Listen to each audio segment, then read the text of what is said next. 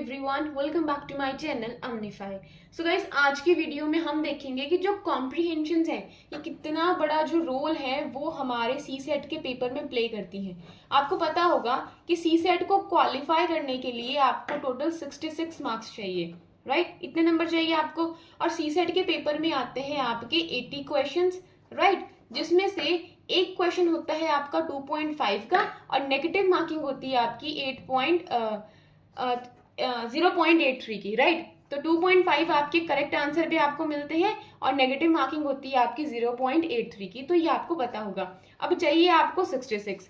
तो क्या हमें 80 क्वेश्चंस करने होते हैं?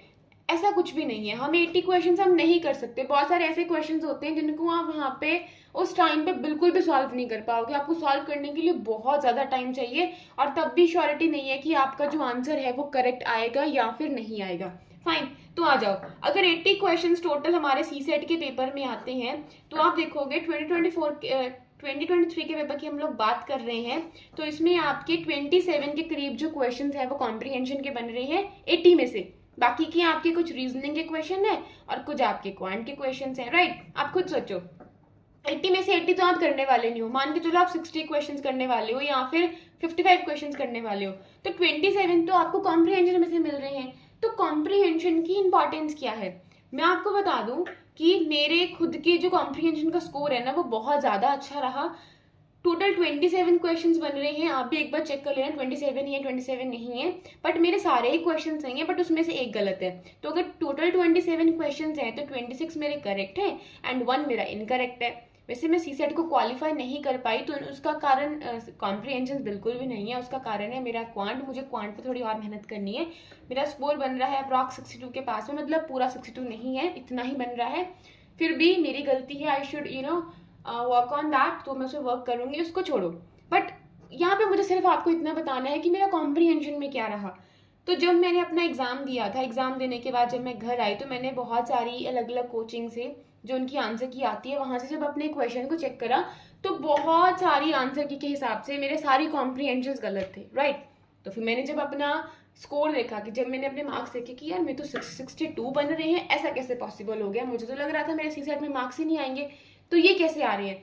तो जब मैंने देखा, अभी मैंने मतलब देखा थोड़ी देर पहले कि यार मेरे कॉम्प्रीहेंशन जो है ना सही है। जो कोचिंग बता रही थी कि नहीं आपकी कॉम्प्रीहेंशन गलत है बट यूपीएससी के हिसाब से तो मेरी एकदम सही बन रही है। तो मैंने सोचा क्यों ना मैं एक वीडियो रिकॉर्ड कर दूं कि जिस तरीके से मैंने इन कॉम्प्रीहेंशन को करा था शायद आपकी भी हेल्प हो जाए। देखो, अगर हम देखें 27 क्वेश्चन है, राइट? तो अगर 27 में से मान लो आपके 20 क्वेश्चन ना करेक्ट निकल रहे हैं और 7 क्वेश्चन इनकरेक्ट निकल रहे हैं, तो 20 को अगर हम देखें 2.5 से करके तो ये अप्रॉक्स आपके बनेंगे 50। कैलकुलेशन में गलती हो सकती है, देख लेना, ठीक है? उसके लिए पहले सॉरी बोल रही हूँ।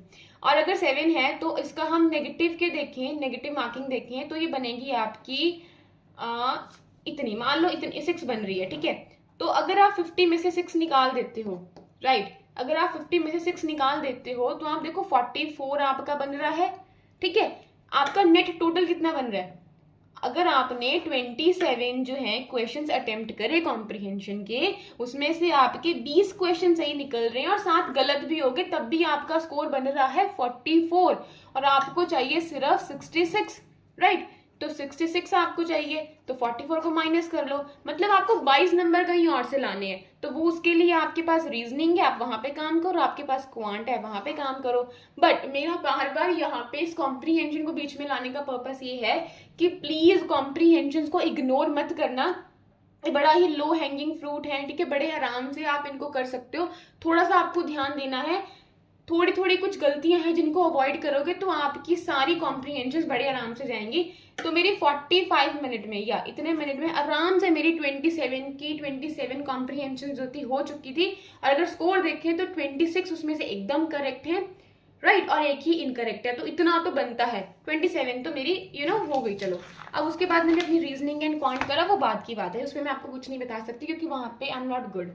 I don't have a hold upon the quant specially, तो वहाँ पे मेरा होल्ड ही नहीं है, तो who am I to advise on that? But मेरा यहाँ पे थोड़ा स्कोर अच्छा है तो मैंने सोचा कि मुझे थोड़ा सा इसके बारे में पता है, so I should share with you people. क्योंकि यहाँ पे आ रहा है 2024 का पेपर, तो सी सेट को लेके बहुत डर लग रहा होगा, तो अभी से काम करना शुरू कर दो। रोज की ना मैं बोलूँगी 20-20 कॉम्प्रीहेंशंस को लगाना शुरू कर दो उसी टाइम में जिस टाइम पे आपका वाक्य में सी सेट का एग्जाम होता है।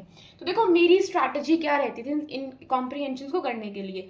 सबसे पहले ना मैंने अपना पेपर उठाया, उसको मैंने फटाफट से ऐसे ऐसे करा कि देखो तो ठीक क्या पेपर में आया है। मैंने कॉम्प्रीहेंशंस ढूंढे, मुझे पता था कि मेरा जो स्ट्रॉन्ग एरिया है ना दैट इज द कॉम्प्रीहेंशंस। तो ठीक है, मैंने एक अंदाजा लगा लिया, माप लिया कि भाई बहुत सारी आई है कॉम्प्रीहेंशंस। तो मैंने बिना देखे क्या करा, फटाफट ना ऐसे करके कि अच्छा कॉम्प्रीहेंशन है, फटाफट सर्कल लगा दिया। आपको दिख रहा होगा मैंने सर्कल लगा रखे हैं कि ये वाले क्वेश्चंस मुझे फटाफट करने हैं, तो मैंने फटाफट से मार्क कर लिया। सबसे पहले आप भी क्या कर सकते हो कि आप इन क्वेश्चंस में खो ना जाओ वहां पे स्ट्रेस की वजह से। सबसे पहले कर लो बड़े से सर्कल के साथ में मार्क। मैं यूज करती हूँ पेंसिल, आपकी मर्जी है पेन यूज करना या फिर नहीं करना। आपको स्पेस दी गई होती है इसको सॉल्व करने के लिए तो आप उसका यूज कर सकते हो, बट मेरे पास इतना दिमाग नहीं था उस टाइम काम करने को। मतलब था मतलब इन द सेंस कि मैंने यहीं पे करने की सोची कि कौन इतना पलटे, कौन टाइम वेस्ट करे, तो मैंने यहाँ पे सॉल्व कर लिया था। फाइन, छोड़ो इसे।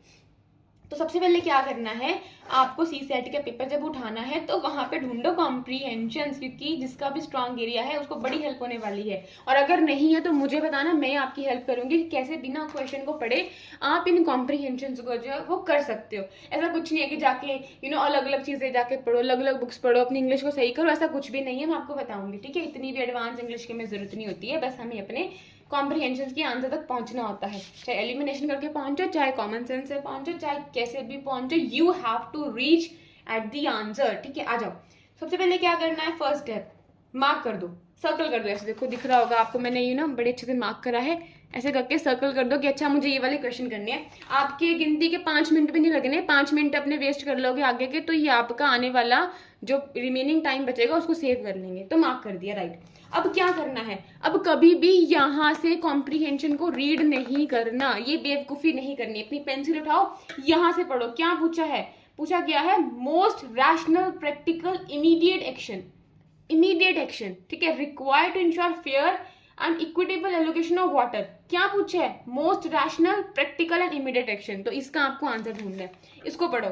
इसमें से जो आपको स्टेटमेंट थोड़ी अजीब लग रही है अपनी कॉमन सेंस का यूज करते हुए, उसको एलिमिनेट कर दो। देखो मैंने कैसे एलिमिनेट करा हुआ है यहाँ पे, और फिर आपको जो है वो ऑप्शन दिख जाता है। मैंने ऐसे मार्क कर लिया कि अच्छा ये मेरा ऑप्शन रहेगा, बट फिर मैंने क्या करा, फिर मैं गई पैराग्राफ की तरफ। जब मैंने इन सबको पढ़ लिया, सबसे पहले मैंने मार्क कर लिया, दूसरा स्टेप आपका क्या पूछा है उसको हाईलाइट करो। आपने हाईलाइट कर दिया, then read the options, options को रीड करो। ऑप्शंस को रीड करने के बाद कोशिश करो कि कुछ ऑप्शंस को आप एलिमिनेट कर दो। तो एलिमिनेट कर दोगे, आपको बहुत कम ऑप्शंस रह जाएंगे देखने को। फिर जाओ ऊपर, फिर देखो अच्छा ये बात हुई है, फटाफट रीड करो। वो मैं आपको सिखाऊंगी कैसे करना है। तो आप देख सकते हो, जब मैं अपना एग्जाम दे के आई थी ना, तो जब मैंने और कोचिंग के साथ में अपने आंसर्स को चेक करा था, तो उनके हिसाब से मेरी बहुत सारी कॉम्प्रीहेंशन लगभग सारी ही गलत थी। बट जब मैंने अपनी ऑफिशियल अभी आंसर की को देखा तो मेरी सारी ही जो है वो सही बैठ रही हैं। तभी मैं सोचूं मेरे सी सेट में नंबर कहाँ से आ गए, ठीक है। वो तो नेगेटिव में कट गए, थोड़े नहीं काफ़ी कट गए हैं, क्योंकि मैंने क्वांट ज़्यादा ही अटेम्प्ट कर लिया। कुछ कैलकुलेशंस में गलतियाँ कर रही, तो वहाँ पे आई नीड टू वर्क ना, मतलब शर्म ही क्यों करनी, अपनी गलतियों को एक्सेप्ट करो एंड उन पर वर्क करो। तो मेरा तो यही है। जीएस का मेरा था, उसके नंबर मेरे बहुत गंदे हैं, तो मैं बाद में शेयर करूँगी, उसका छोड़ो।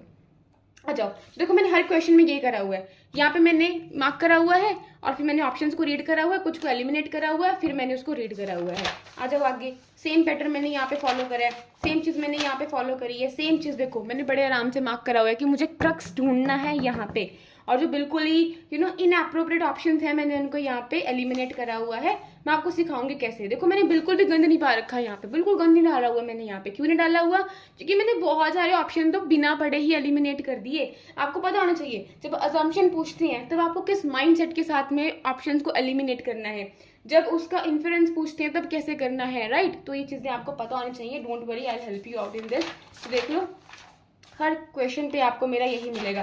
तो आपने फिलहाल यहाँ पे क्या सीखा, आपने यही सीखा कि सबसे पहले तो ना फटाफट से इन क्वेश्चन को मार्क कर लो कि आने वाले हैं, मतलब ये आपकी कॉम्प्रीहेंशन के क्वेश्चन है पेपर में। दूसरी चीज, आप देखो वहां पे मार्क करो क्या पूछा गया है। देखो यहाँ पे पूछा गया है क्या इंप्लाइड कर रहा है ये message, right. Most logical rational crucial message क्या दे रहा है ये, वो आपको मार्क करना है यहाँ पे, राइट। यहाँ पे असम्पशन पूछी गई है, राइट। आगे देखो यहाँ पे भी मोस्ट लॉजिकल रैशनल पूछा गया है, मैसेज क्या है। यहाँ पे भी सेम ये चीज पूछी गई है। यहाँ पे क्रक्स पूछा गया है मैसेज इसका, आपके पैसेज का, राइट। एंड देन यहाँ पे भी आपका जो है मोस्ट लॉजिकल मैसेज पूछा गया है। बहुत सारे ऐसे क्वेश्चन थे। यहाँ पे सोल्यूशन पूछा गया है। तो देखो फिर अपनी जो आपने नॉलेज आज तक गेन करा है उसको लगाओ। ऐसा नहीं है कि सिर्फ पैराग्राफ में ही आंसर है, नो, आपको थोड़ी सी कॉमन सेंस भी लगानी पड़ती है। अजम्पशन पूछी गई है, देखो यहाँ पे, राइट, क्या रिफ्लेक्ट कर रहा है, देखो ऑथर के हिसाब से सोचने की कोशिश करो। आप ऐसे मार्क करो, फिर अपने आंसर को आप देखो, राइट। तो क्या करना है, पहले आपको इसको पढ़ना है, देन आपको इन ऑप्शंस को अच्छे से रीड करना है, फिर उसके ऊपर जाना है। समझ में आया? और इस पे बिल्कुल ऐसा नहीं करना कि बिल्कुल पेन वेन चला के आ रहे हो, नो। आपके जब देखोगे ना, जब आपने इनको रीड कर लिया, आपके सबकॉन्शियस माइंड में ये चीजें जो है वो फीड हो जाएंगी, और कहीं ना कहीं आपका ब्रेन ही, आपका माइंड ही आपको हेल्प करेगा अपने असली आंसर तक पहुंचने के लिए। क्योंकि अब आपके जो दिमाग को ना 4 ऑप्शन नहीं दिख रहे हैं, उसको सिर्फ अब 2 ऑप्शन दिख रहे हैं कि मुझे 2 ही ऑप्शन में से एक ऑप्शन निकालना है। ट्रस्ट मी, ये स्ट्रैटेजी अगर अपनाओगे ना तो ये आपको बहुत ज्यादा हेल्प करने वाली है। खुद सोच लो, क्वांट पे अभी इतना हमारे पास टाइम नहीं है कि आप बैठ के अभी क्वांट को सॉल्व करने में लगो, क्योंकि कुछ नहीं पता कैसे क्वेश्चन जो है वो फ्रेम कर दें क्वांट के, राइट। तो इसके एटलीस्ट तो 20 क्वेश्चन तो यार आते ही आते हैं, ज्यादा कम से कम 15 आ जाएंगे, तो इतने तो क्वेश्चन जो है वो आपके आते ही आते हैं आपके कॉम्प्रीहेंशन के। तो प्लीज कॉम्प्रीहेंशन को हल्के में मत लेना। इफ यू पीपल वांट कि मैं आपको करवाऊं, I will help you people. मुझे बताना किसको चाहिए किसको नहीं चाहिए, राइट। तो इसको बंद करें वीडियो को, बस इतना से मुझे बताना था आपको, यही मुझे मैसेज देना था कि जो आने वाला टाइम है आपका सी सेट का, कुछ मत करो फिलहाल के लिए, कॉम्प्रीहेंशन और रीजनिंग पे जो है ज़्यादा फोकस कर दो।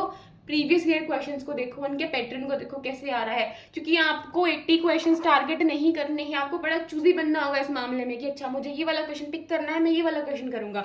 ढूंढो, अंधों की तरह हमें पेपर नहीं करना, वहां पे अपनी ब्रेन को क्लियर मैसेज दो कि मुझे सिर्फ करने हैं 40 क्वेश्चन, बस दैट्स ऑल, इतना मेरा टारगेट है। कॉम्प्रीहेंशन के मार्क कर लो, अच्छा मुझे फिर आओ सेकंड टाइम जब ये हो जाए रीजनिंग पे आओ, रीजनिंग के मार्क कर लो कि अच्छा मुझे ये वाला क्वेश्चन है रीजनिंग का करना है, ओके, फिर क्वांट पे आओ। ऐसे करके आपको ऑन द स्पॉट अपनी स्ट्रैटेजी फ्रेम करनी पड़ेगी। आपको देखना पड़ेगा कौन सी चीज कहाँ पे डिफिकल्ट आ रही है, कौन सी मॉडरेट लेवल पे आ रही है, कौन सी इजी लेवल पे आ रही है।